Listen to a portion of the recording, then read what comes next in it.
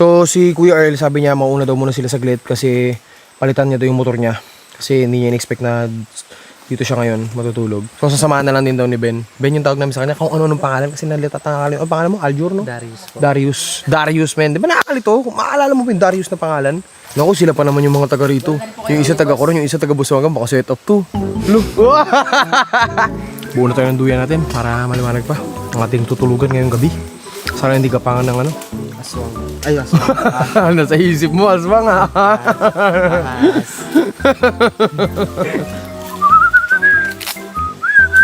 Wala na kaming kasama rito, kami na lang.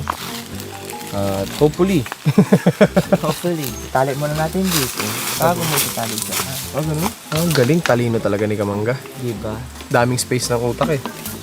Luwag-luwag. Kasya ka pa. Ikot-ikot lang yan. Si Kamangga pala talaga yung the expertise dito.